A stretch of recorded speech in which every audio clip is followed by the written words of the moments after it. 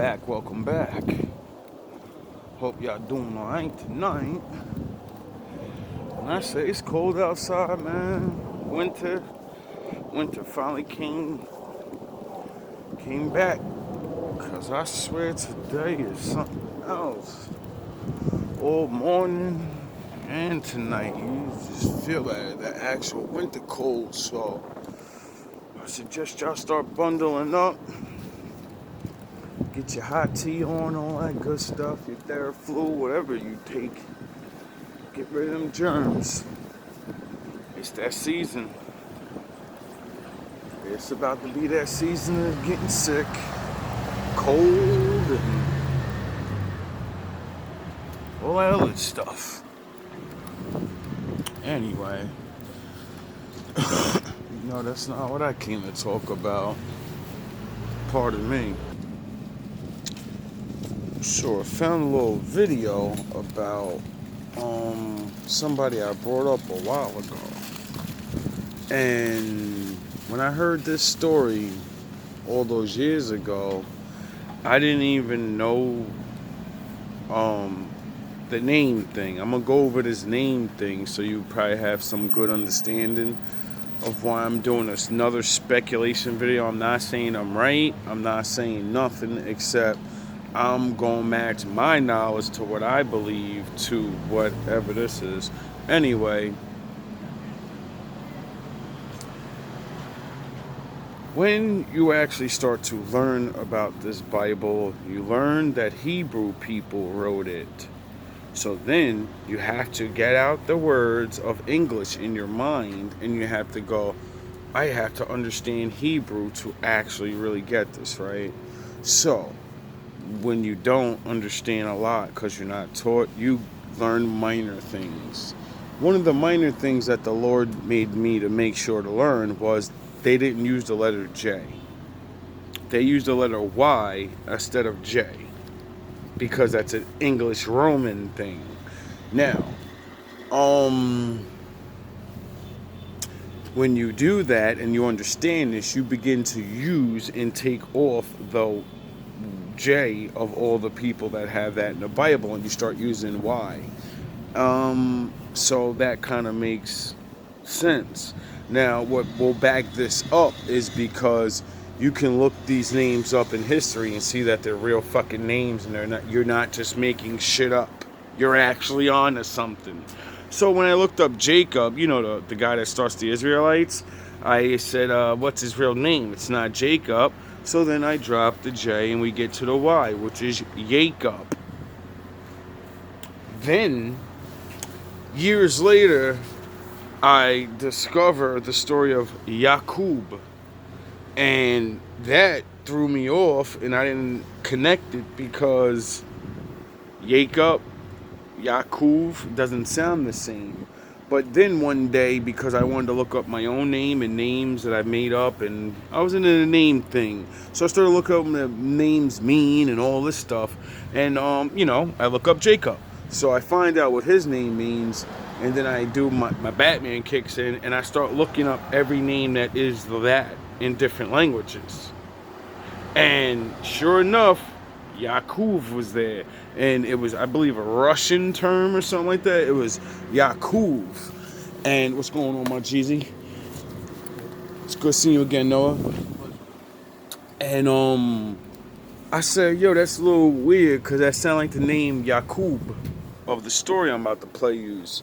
And that's where we get to this because it's very strange. And then now, older, I find out where this story of Yakub actually came from. I thought it came back old times. It came from this guy, and I'm gonna let them explain it to you, and then hopefully I'm gonna chime in on the good shit and do what I do best.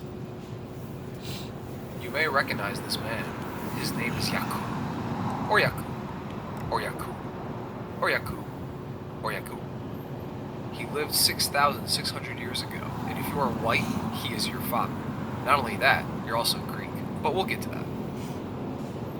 Yakub, as we know him, first appeared in the writings of Wallace Fard Muhammad, the founder of the Nation of Islam, simplified as the NOI, or Noi, which is an offshoot of mainstream Islam with a focus on black nationalism, and was expanded upon by his successor. How is this white guy the founder of the Nation of Islam?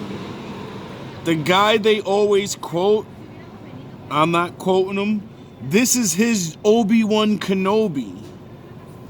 But he doesn't like white people, though. The whole thing they talk is they don't like white people. But their origin, their Jedi Master original, is this guy.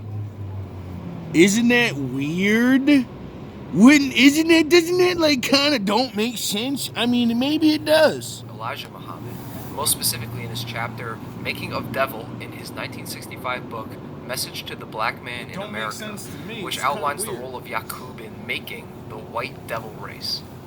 To get the full picture of Yakub, I would like to share his life story with you. Although the following story is not the same as the original story outlined by the Noi, as it expands upon a few extra plot elements.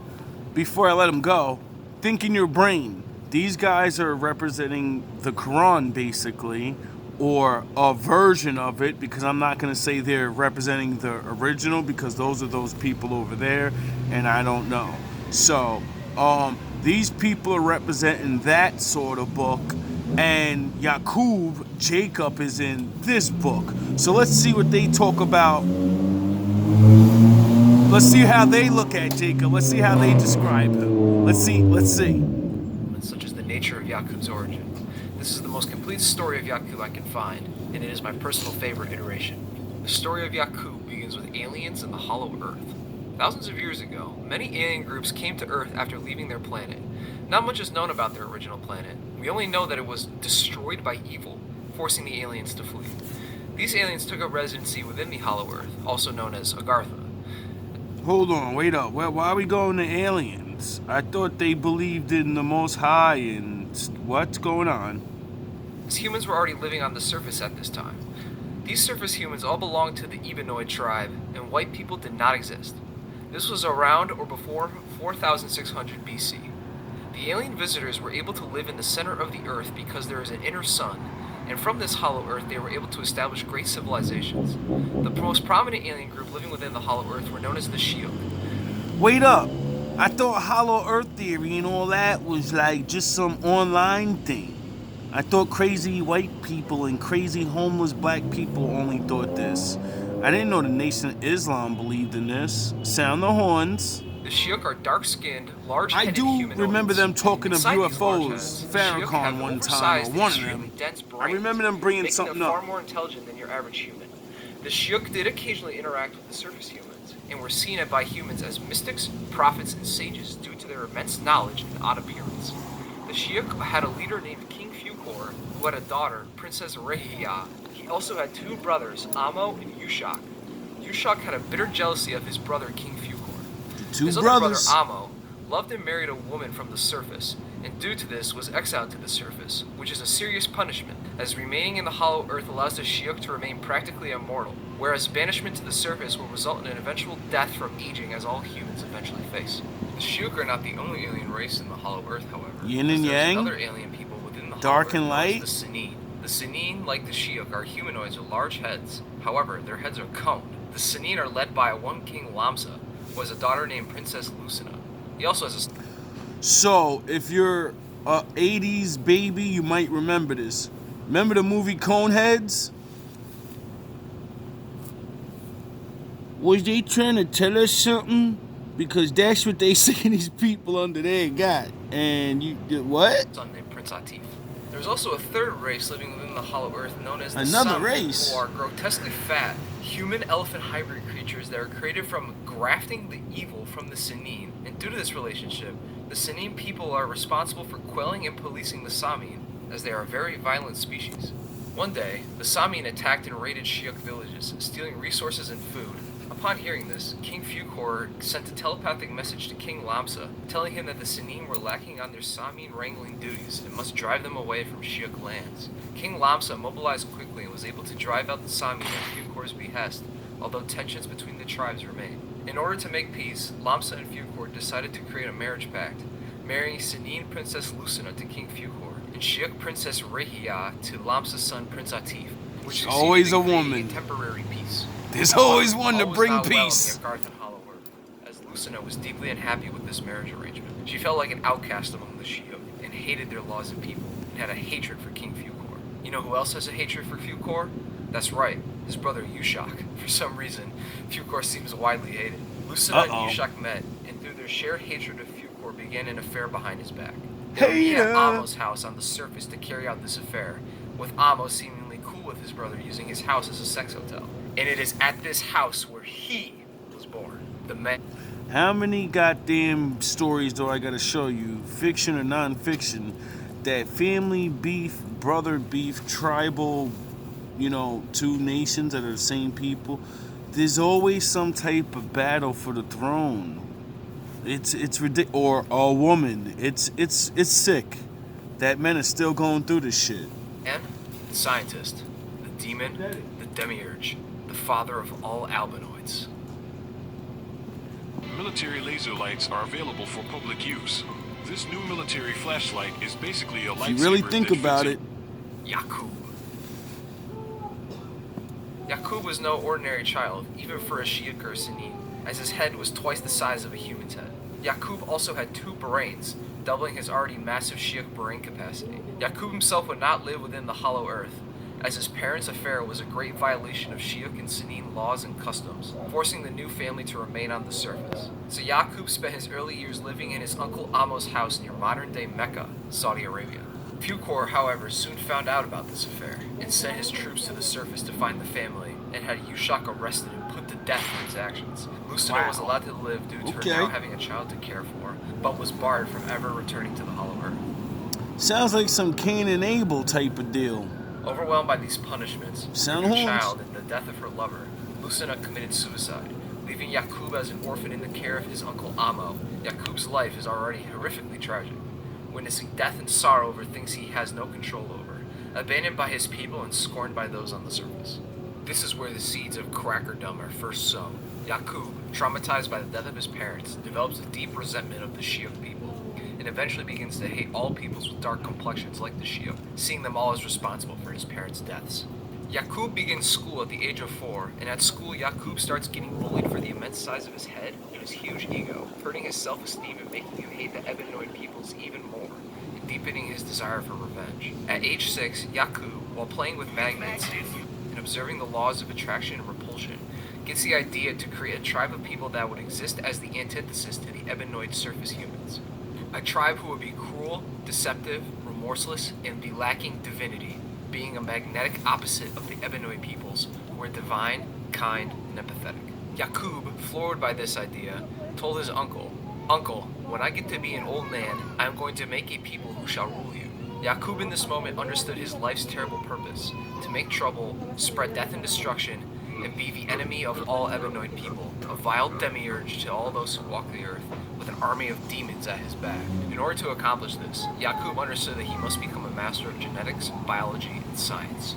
Fortunately for Yakub, his double brains made him a child prodigy, and he was outperforming all the surface humans in school. By age 18, Yakub had completed all colleges and universities of his nation. While at these colleges, Yakub was mockingly referred to as the big-headed scientist. You can probably figure out why. While in college, Yakub developed and began preaching a new religion he created. Seems like Yakub, they both like to study, except this guy's a master wizard scientist that wants to destroy the world by creating a whole new race of people that are going to look opposite of black people, and they're going to take over the world, it says. That's craziness. Like, that's weird when I first heard it, and now that I think about it again, I'm like, wait up, in the Bible, Jacob's the good guy, and he created the Israelites to save the world. Simply known as Tricknology. He also wrote a holy book of Tricknology, called Tricknology 120 Degrees. Yakub promised all those who followed Tricknology would eventually come to rule the earth for 6,000 years, and have complete dominion over the peoples of earth. While he was ultimately correct in this prophecy, those who followed Yakub at the time were oblivious to the dark truth of the prophecy, and Yakub's real plans for them. Tricknology became quite popular as time went by, with many people starting to follow Yakub.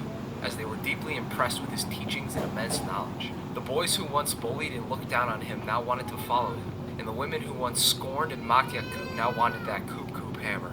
Tricknology became such a powerful movement amongst the surface humans. Even the king of the surface humans became intimidated by the threat it posed. They began to persecute the followers of Tricknology, throwing all followers of Tricknology into prison along with Yakub himself. However, Tricknologist's numbers had grown too large, and there weren't enough prisons to hold them all.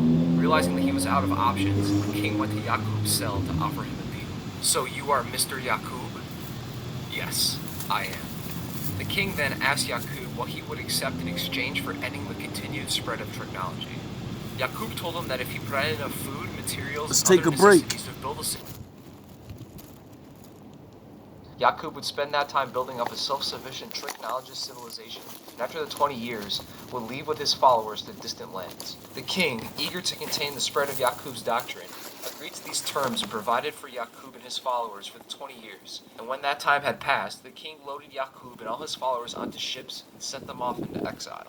At the time of disembarkment, the Tricknologists numbered 59,999, plus Yakub, making 60. It's funny, because Jacob and his people get sent on ships too, but into slavery. Total people across 100 ships, about 600 people per ship. Departing near modern-day Mecca, they sailed south through the Red Sea to travel around Africa, heading towards their destination of the Isle of Patmos in modern-day Greece, forcing them to circumnavigate the continent. You remember what happened at the Red Sea last time we was there, right? Didn't Pharaoh learn a very valuable lesson? It was on this long voyage that Yakub began the second phase of his plan to create his devil race. Beginning at a eugenics and human breeding experiment, Yakub began to favor followers with lighter complexions and began having children with the women in his following. Babies born with lighter complexions were spared, while the darker ones were thrown overboard. Yakub's plan to create an albinoid people was in motion. When Yakub's followers Isn't that what they did in slavery? found out about his plan and learned that he was killing babies in a demented breeding program, 95% of his followers lost their faith in Yakub, apparently no longer wishing to follow a giga-brained baby-killing scientist. The now disillusioned followers jumped ship and swam to Africa as they sailed around it, spreading the ebenoid population across the continent, where they would remain to this day. Only 5% of Yakub's most devoted followers remained, leaving only around 3,000 who reached Patmos with Yakub. You know what that's saying, right? If you're not paying attention, it just said white people are Africans because this guy created them on an island, and that would mean that's their home. You know what's real funny? The Bible said after the days of Noah and the Most High gave the three sons land, it said Japhet's supposed to be stuck in the islands or something like that. Isn't that funny? Isn't it funny that the bad guys in the Bible, they got stuck on islands in shitty Iceland, and the good people, they got all the great places. They don't anymore. New king of Patmos, Yakub, established a despotic regime dedicated solely to the creation of his new white race. He set up birth control and Planned Parenthood laws to speed up his eugenics program. Oh, they had Planned Parenthood back in the day? Did you know Patmos is like one of the most famous Greek and Roman islands for gods and shit? So I guess they believed he's a god. Sound the horns. Program, commonly referred to as He did create Only people. lighter-skinned followers were allowed to have children, and darker-skinned followers were just summarily executed. When a child was born with a skin tone too dark for Yakub's liking, they were killed by having their heads pricked with sharp needles as soon as they were born. However, this wasn't enough for Yakub, as his goal was nothing short of a Oh, so he was performing abortions? Because you know that's how they do it now, right? total annihilation of the ebenoid Not peoples. exactly the like corpses that, of the but killed you know. babies would be fed to wild beasts, and if no wild beasts could be found to feed the babies to, the babies would just be incinerated instead. Damn. Yakub continued this process for many years. It's funny that this Jacob, Yakub, does everything the Bible says not to do. He's giving kids the Moloch, for crying out loud. tutoring his grafted offspring to continue his work. Yakub eventually passed away at the age of 150, but his loyal followers continued his work. After 200 years, the followers of Yakub on Patmos had evolved into a red-skinned people known as the Rubidoid tribe. After another 200 years, the Rubidoid tribe had again evolved, this time The into a yellow-skinned Redskins. people known as the Citrinoid tribe. Finally, another 200 years later, the people on Patmos had evolved into Yakub's desired people, the Albinoid tribe. These Albinoids were inherently wicked and carried the evilness their father Yakub had held his entire life. The Albinoids, now fully ready and imbued with the power of technology, returned to the city where Yakub and his original 59,999 followers had left 600 years ago. In only 6 months, they began causing chaos and war amongst the Ebenoid people. This was around 6000 BC. The king of the Ebenoids knew that these people were of Yakub's creation. It is unclear if this was the same king who sent away Yakub, which would make him well over 600 years old. The king rounded up the Albinoids and stripped them of their clothing. However, their nakedness was unsightly, so they put some aprons back on them to cover them up. The king's armies then marched the Albinoids across the scorching deserts of the Middle East and into the Caucasus Mountains of southeastern Europe, where they were driven into caves and kept there by bands of patrolling soldiers. The Albinoids lived in the mountains and caves for Is that why we call you Caucasians? Because you were in the mountains of Caucasus?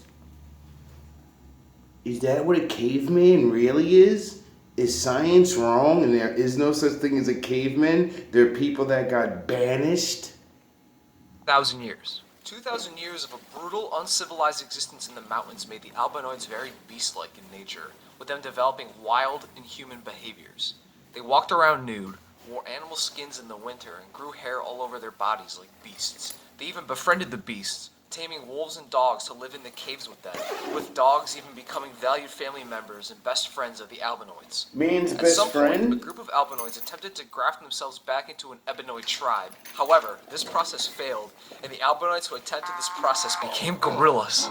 As you can see, these Albinoids were clearly out of control, and were more beast than man. A man named Moses, yes, the biblical Moses, was sent to civilize them. Moses led them out of the caves and attempted to clothe and civilize them. Oh, However, really? once they were out, Moses realized that the Albinoids were too barbaric and beastly, and gave up on them, blowing up 300 of the most unruly Albinoids with dynamite. However, Lucky it was number too late, 3. and the Albinoids had already been unleashed. They killed Moses and began quickly rampaging across the known world, conquering the Ebenoid peoples using technology, which used the Albinoids' lack of empathy and emotion, along with their natural affinity for lies and deception to bring the world to heel before them, building up their empires of violence, colonizing and subjugating the Ebenoids of the world for their own nefarious gains, and inventing machines and tools to cause further death and destruction, thus fulfilling Yakub's original promise of 6,000 years of global domination to those who followed him, leading us up to where we are in the modern day. This is just one version of the story of Yakub, however.